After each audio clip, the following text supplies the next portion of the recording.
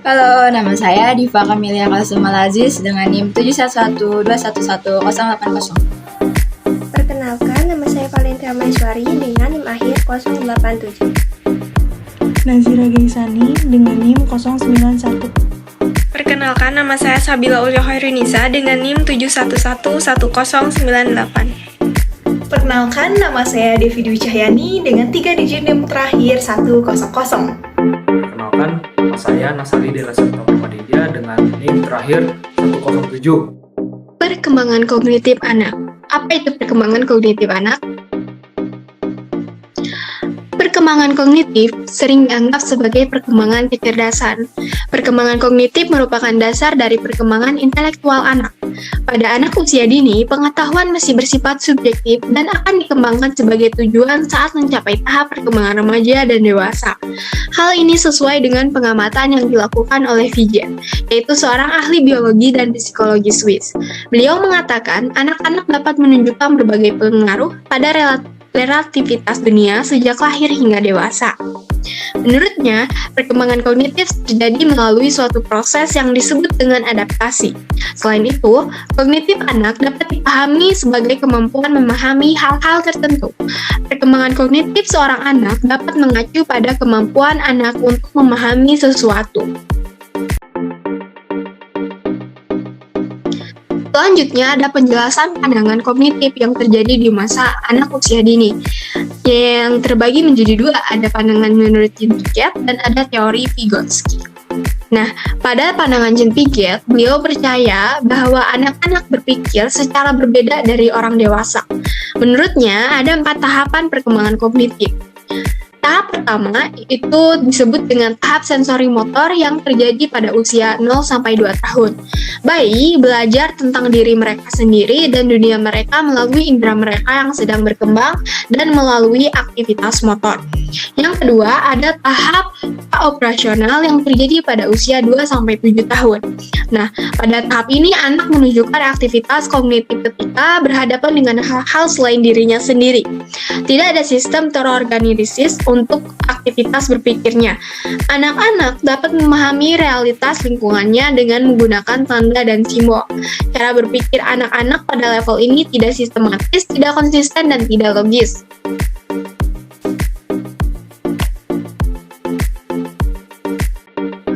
Karena menurut Ijek, tahap profesional ini mungkin terdengar seperti tidak penting, masa tunggu.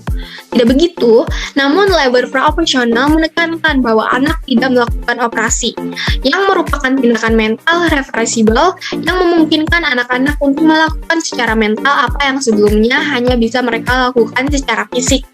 Secara mental, menambahkan dan mengurangi angka adalah contoh operasi. Pemikiran profesional adalah awal dari kemampuan untuk mengkonstruksi dan memikirkan apa yang telah ditetapkan dalam perilaku. Hal ini dapat dibagi menjadi 2 subseks, yaitu ada fungsi simbolik dan pemikiran intuitif. Nah, fungsi simbolik itu pertama dari pemikiran profesional. Jadi kira-kira antara usia 2-4 tahun. Dalam hal ini anak kecil memperoleh kemampuan untuk secara mental mewakili objek yang tidak ada. Kemampuan ini sangat memperluas dunia mental anak. Anak-anak kecil menggunakan desain coretan untuk mewakili orang, rumah, mobil, awan, dan sebagainya. Mereka mulai menggunakan bahasa dan terlibat dalam permainan pura-pura. Namun, meskipun anak-anak kecil membuat kemajuan yang berbeda selama subsek ini, pemikiran mereka masih memiliki keterbatasan penting. 2 di antaranya adalah egosentrisme dan animisme. Nah, egosentrisme adalah ketidakmampuan untuk membedakan antara perspektif diri sendiri dan perspektif orang lain. Yang kedua ada animisme. Batasan lain dari pemikiran profesional adalah keyakinan bahwa objek mati memiliki kualitas hidup dan mampu bertindak. Seorang anak kecil mungkin menunjukkan animisme dengan mengatakan pohon itu mendorong daunnya dan itu jatuh, atau trotoar membuat marah, itu membuatku jatuh. Seorang anak kecil yang menggunakan animisme gagal membedakan kesempatan yang tepat untuk menggunakan perspektif manusia dan non-manusia. Mungkin karena anak-anak kecil tidak terlalu peduli dengan kenyataan, gambar-gambar mereka adalah fantasis dan inventif. Matahari mungkin biru, langit hijau, dan mobil ditampilkan awan mengambang di dunianya yang simbolik dan imajinatif. Simbolisme itu sederhana, tetapi kuat, seperti abstraksi yang ditemukan dalam beberapa seni modern.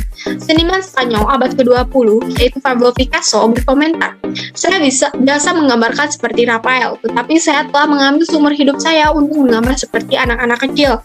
Selama tahun-tahun sekolah dasar, gambar anak menjadi lebih realistis, rapi dan tepat.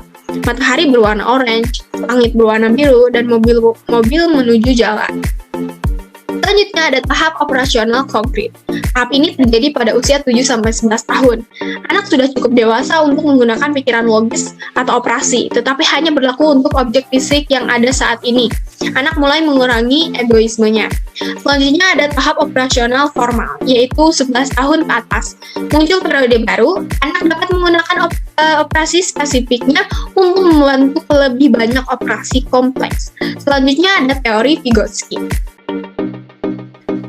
Teori Vygotsky mewakili pendekatan konstruktivis sosial terhadap pembangunan.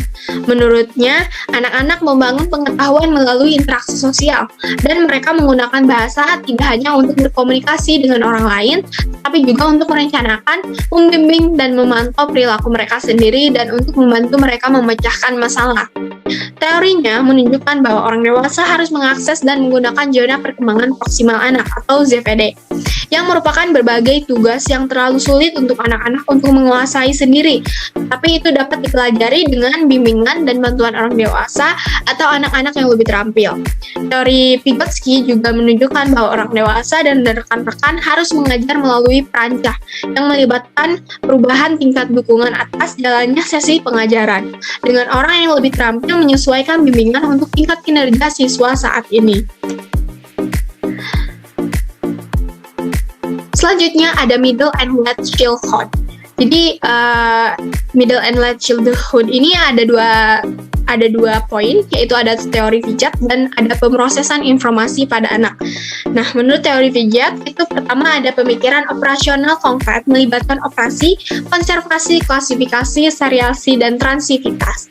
Pemikiran tidak seabstrak seperti yang terjadi kemudian dalam perkembangannya. Yang kedua, ada kritikus berpendapat bahwa unsur-unsur dari suatu tahap tidak muncul pada saat yang sama, dan bahwa pendidikan dan budaya memiliki pengaruh yang lebih besar terhadap perkembangan daripada yang diperkirakan Piaget.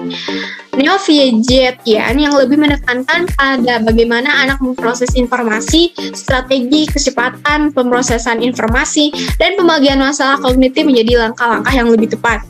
Yang ketiga, yaitu ada penerapan ide-ide Piaget untuk pendidikan, terutama melibatkan pendekatan konstruktivis yang berfokus pada guru sebagai panduan daripada direktur dan mengubah kelas menjadi pengaturan untuk eksplorasi dan penemuan.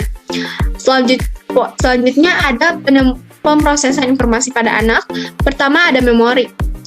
Memori jangka panjang meningkat pada masa kanak-kanak, pertengahan, dan akhir. Memori kerja adalah proses memori penting yang melibatkan manipulasi dan perakitan informasi. Pengetahuan dan keahlian mempengaruhi memori. Strategi seperti organisasi, citra, dan elaborasi dapat digunakan oleh anak-anak untuk meningkatkan daya ingat mereka. Teori jejak kabur telah diusulkan untuk menjelaskan perubahan perkembangan dan dalam memori.